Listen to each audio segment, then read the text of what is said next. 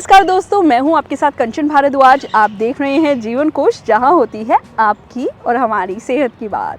दोस्तों, आज जिस औषधीय वृक्ष के बारे में हम बात करने जा रहे हैं उसको सप्तपर्णी या सप्तापर्णी भी कहते हैं, या सप्तपर्ण, सप्तचिद, छत्रपर्ण और यहाँ तक डेविल्स ट्री, भूतिया पेड़, स्कॉलर ट्री, डीटाबाग, ब्लैकबोर्ड ट्री, इन सब नामों से जाना जाता है।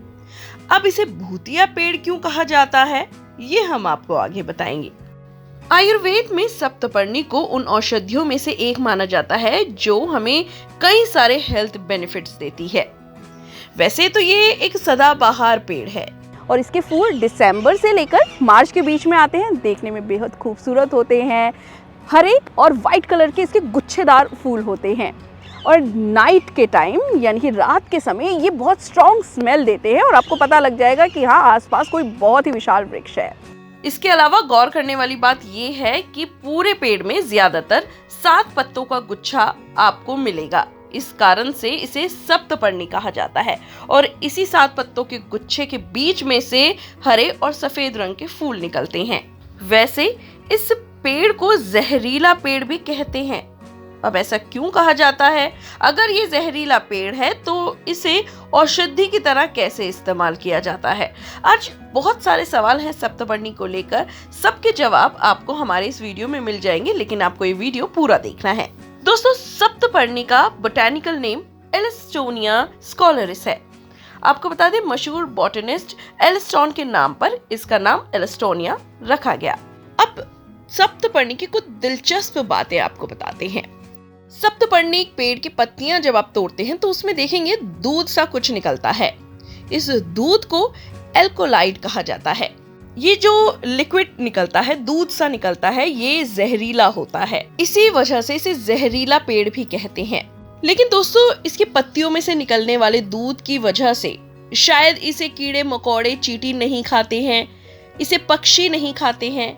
इसी कारण से ये पेड़ बहुत जल्दी उग जाता है। ये पॉल्यूशन में, अकाल में आसानी से सरवाइव कर जाता है क्योंकि इसे पानी की ज्यादा जरूरत नहीं होती है।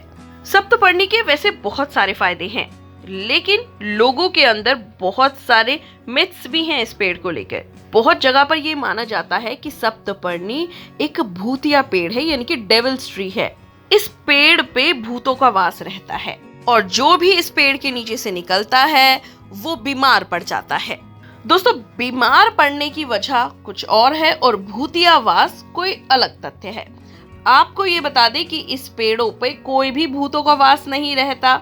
ये सरासर अंधविश्वास है। और रही बीमार होने की बात, तो हम आपको बता दें, जिन लोगों को सांस की दिक्कत है, जिन लोगों को एस्थमा है या परागण यानी कि पॉलिनेशन से एलर्जी है, या फिर आपको खांसी जुकाम ज्यादा रहता है, तो ऐसे लोगों के लिए ये पेड़ थोड़ी सी दिक्कत दे सकता है। अब कैसे दिक्कत दे सकता है ये समझिए। दरअसल ठंड का मौसम यानी कि जब अक्टूबर का मौसम शुरू होता है तो इसमें फूल लगने लगते हैं और फिर इसमें परागण यानी कि पॉलिनेशन होने लगता है। और ये पॉलिनेशन जो होता है वो हवा के साथ चलता है, यानी कि हवा में फैल जाता है। और यही वजह है कि जिन लोगों को सर्दी, खांसी, एस्थमा ये सब चीजें हैं, सांस की दिक्कत है, उन लोगों के लिए सांस लेने में दिक्कत हो जाती है। वैसे तो आपको ये भी पता है कि अक्टूबर में मौसम चेंज होता है, तो वैसे भी सांस के मरीजों के लिए थोड़ी सी प्रॉब्लम हो जाती है और अक्टूबर में ही पॉलिनेशन होता है। तो यही कारण है कि आपको इस पेड़ से अक्टूबर से मार्च के दौरान जो होता है थोड़ी सी प्रॉब्लम हो सकती है, लेकिन सब लोगों के साथ ऐसा नहीं है।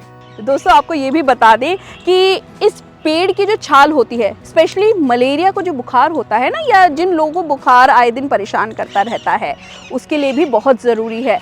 आपको इसकी छाल को कूटना है। जब वो दरदरा पाउडर बन जाए ना, तो करीब 1 ग्राम पाउडर ले। मात्रा दोबारा सुन ले, 1 ग्राम आपको बस उसमें से पाउडर लेना है और गुनगुने पानी के साथ उसको लेना है। आप देखिएगा, मलेरिया के बुखार में तो ये बहुत असरकारक जड़ी बूटी की तरह काम करता है। दिन में आपको ये सिर्फ 1 बार लेना है और जब तक मलेरिया ठीक नहीं हो जाता तब तक आपको लेना है और उसके बाद इसका सेवन बंद कर देना है।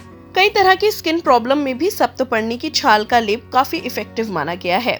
दाद, खाज, खुजली हो या कहीं घाव आपके हो गया हो और वो हील नहीं हो रहा हो, क्योंकि इसमें हीलिंग प्रॉपर्टी अच्छी होती है, इसलिए सप्तपर्णी की छाल का लेप आप उस इफेक्टेड जगह पर लगाकर इसके फायदे उठा सकते हैं।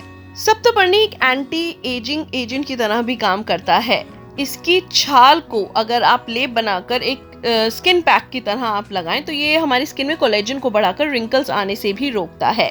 दोस्तों, इसमें एंटी इन्फ्लेमेटरी गुण होते हैं, इसीलिए ये जोड़ों के दर्द में और कई तरह के दर्द में आराम दे सकता है।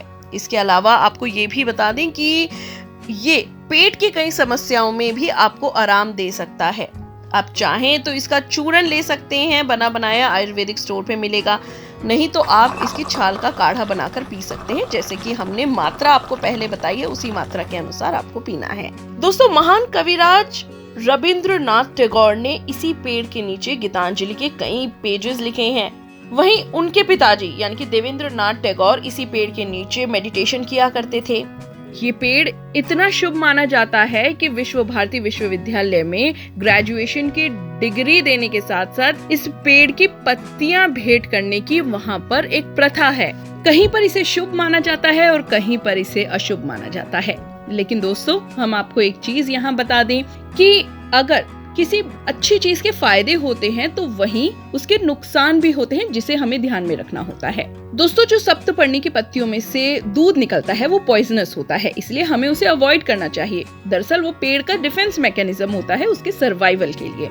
इसके अलावा किसी भी तरह की सांस की दिक्कत है, एस्थमा है, ये पॉलिनेशन से एलर्जी है, तो आपको इसके सेवन से बचना है। आप गर्भवती हैं तो भी आपको इसके सेवन से बचना चाहिए, या फिर आपको कोई क्रॉनिक डिजीज है तो आपको डॉक्टरी सलाह के बाद ही इसे लेना चाहिए। और कोई भी चीज चाहे कितनी भी अच्छी हो, लेकिन तय मात्रा से ज्यादा ली जाए तो वो नुकसान करती है, तो मात्रा का विशेष ध्यान रखें। फिलहाल के लिए इतना ही, लेकिन जीवन कोश में इसी तरह की वीडियोस हम आपके लिए लाते रहेंगे जो आपको हेल्दी बनाए रखे। लेकिन सबसे पहले आपको हमारा चैनल सब्सक्राइब करना है।